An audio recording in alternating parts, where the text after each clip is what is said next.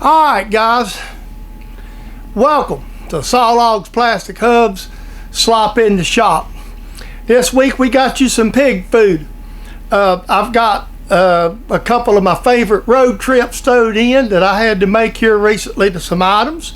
I've got more machining on the tire stand. We basically got the unit done. I don't know if it's all going to fit in this slop. It may be this week and next week's slop. I've got a special gift that come in from Tom at Hilltop that I want to show, and a couple of purchases mostly related to this tire stand project. So with that being said, I hope you sit back, get all your friends, neighbors, and all around, gather around the wide screen, get you some cold beverages. Why don't you have a watch party on Slop Day? That'd be a great idea. Have a watch party. Watch Saw Logs Plastic Hubs. Hope you enjoy the pig feed this week, and I'll come back and tell you bye. Good morning. I thought I would touch on something and that I do that's not necessarily machining related. But if you know, I have a fairly small shop. And like a lot of people, we don't stay in it all the time, so it's not constantly heated and cooled. There's a lot of different ways to heat and cool your shops. You can do it, but a lot of the bigger shops, people use waste oil heaters or wire or some sort of a wood heater. Well, I'm not saying it's impractical for me, but I don't want to cut wood, and I really don't have a lot of space. So what I've discovered in my shop that works good for me is the combination of what I do. The heater that's closest to you is electric ceramic heater that Chris had. And right now it's saying about 55 degrees. It's been running, these heaters have been running about 30 minutes. This will actually maintain a temperature in this building as long as it ain't really, really cold outside. It won't heat the building up very quickly. So the way I arrange that is the little propane wheel heater that I have back there. That one is I picked it up at Tractor Supply. Let me look at it. I think it's Redstone is the brand of it. And what it does, it has a propane bottle in the rear. I'll turn it around here. So its shop's got pretty warm, but I'll turn it around for you.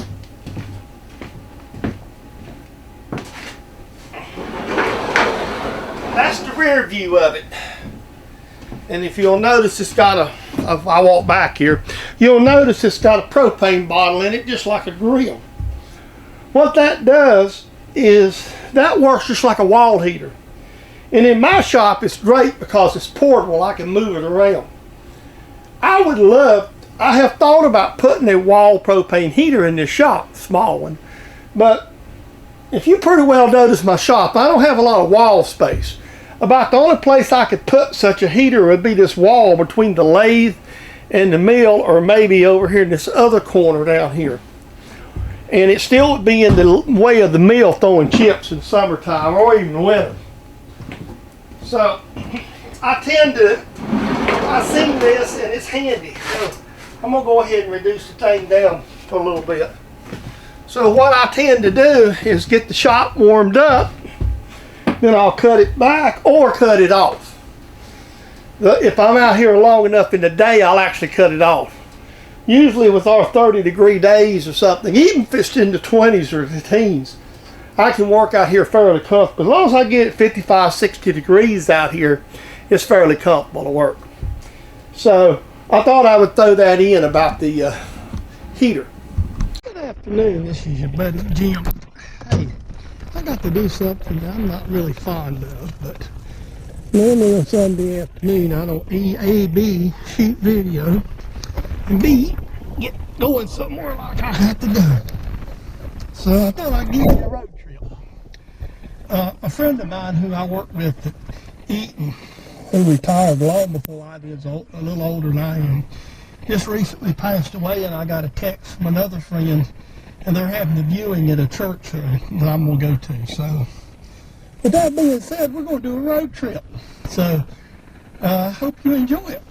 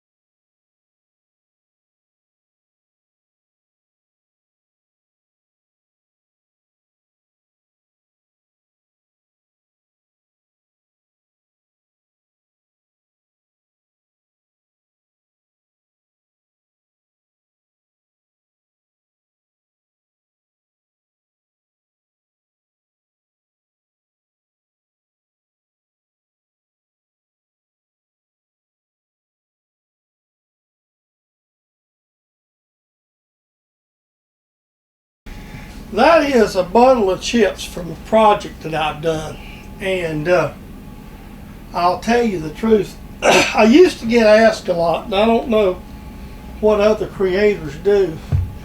Most of us with these small shops like I have, it's not practical to recycle chips. Now, I know I've seen some guys say they save them and take them in barrels so often, but good grief, for me it'd take 5 years to get enough to even carry it over to the recycle center. So, and besides, my stuff's usually mixed. So this is, I'm gonna say, a half of what we machined off of that part while I'm making that piece for the stand, where I had to take all that bow out of it. I already had some other pieces of scrap material in the other trash bag. And usually what I do is take these trash bags and just put them in my home garbage. Trash people take it to landfill. I mean, unless I'm doing a real big project like this, probably about once every 2 weeks I put something like this in my garbage. But this is going to be a little unusual, but still, yeah, it's nothing biodegradable. I mean, it's nothing that's, use a better word, it's nothing that's actually harmful to the environment. Basically, it's just steel chips. So that's what I do with them. Good morning. This is Monday morning, and this is your buddy Jim. I'm going to do something. Let me show you one thing I've got out here, and then we're going to get into another road trip for you today. I'm gonna show you an upcoming project. It's sitting out here in the yard. So let me get you over here, turn you around, show this to you. You might recognize it. You see this Harbor Freight air compressor right here? This Harbor Freight air compressor is the one that I was using, and it went south for the winter and quit working. So one of my viewers, subscribers, a gentleman we are all familiar with by the name of Mature Patriot there, Mr. Vernon Courier, suggested I use that for a tank to add extra capacity to my Lowe's compressor.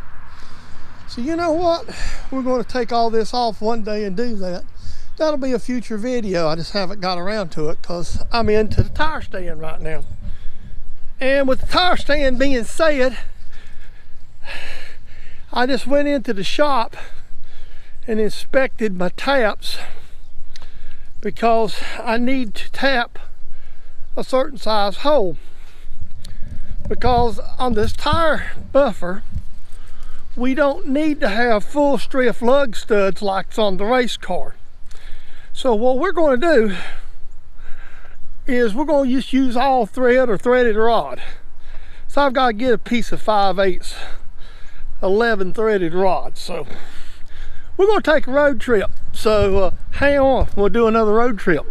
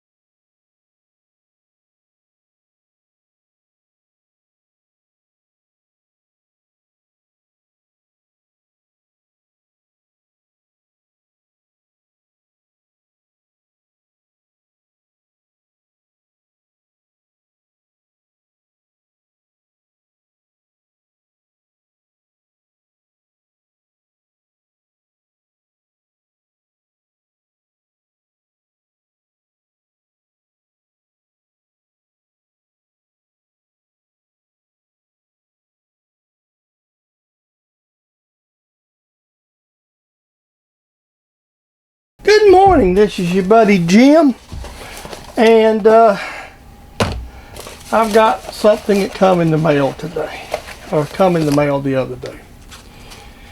Everybody knows I have a really good friend in Tom over at Hilltop.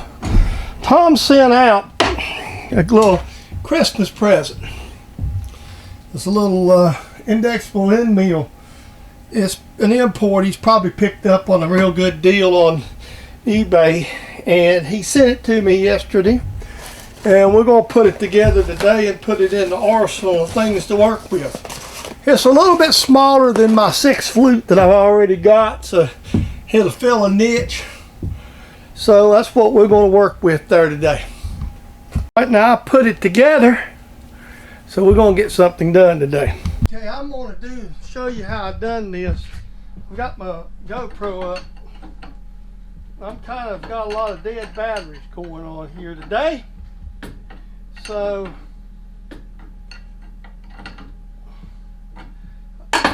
basically using a collet block, I'm going to cut these out. So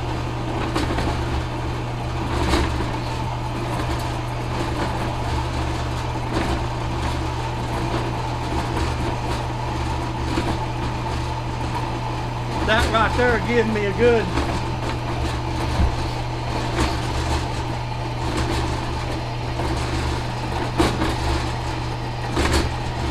I'm only going to cut 3 of these, by the way. So I only got to cut 1 more. So once I cut that last one, we'll be done. I know I featured this tool. I made it in a video in my library. and I feature this tool a lot in my videos. And this morning I've got to go ahead and make the collars for the tire machine. So, but one of the things that I just wanted to show you today, and put it in this week's slop, is this is just how handy this is. I mean, it's a very simple fixture. It's not very hard to make. You can adapt it to whatever type of saw. I have the little saw similar to the Harbor Freight. Mine's actually was sold by Northern, and it doesn't stand up. But it's the same little ubiquitous saw a lot of us have in our home shops. And some of us are lucky and we have older industrial saws. This unit I seen a picture on Facebook Machinist Forum. And the machinist, it was a shop had made it up for their large saws. And I just made a smaller version. And it's invaluable. I've got two of them you've seen, but this is the one for the round. All this is just flame angle welded into it. And I made mine that you put screws in it instead of trying to put slots. But you could do it lots of different ways. This clamp I had, you can make them, but it gives you that flexibility, these short pieces of sawing it. I'm going to start this piece here. We're going to saw it up, and I don't know if there's only one drawback to it. Right there it is. You have to run the blade out a little bit to clear it over. But see, it holds well, it works well, and it's just a neat little something to use to make use of all these little scrap pieces that we have in our own shops. This is a piece of the back of a shaft that I'm going to use for something else. Okay, did you get that watch party I asked you to do? Hey, that'd be a great idea. Get a YouTube watch party, a watch saw log. The Jim Deadman, that'd be fun. Guys, I hope you enjoyed today's video. Obviously, it's a copyrighted production of James Deadman, Saw Logs, Plastic Hubs, for your entertainment, enjoyment, and education here on YouTube. Slop is always an odd project of mine, and I kind of been throwing two different major projects in both sets of videos this week, this series. So with that being said, I'm glad you came by. I'm glad you're a subscriber if you already have. If you haven't, please consider it. Subscriptions is the heart of YouTube. It makes YouTube work really well. It also gives people an opportunity, helps us go up in the pecking order.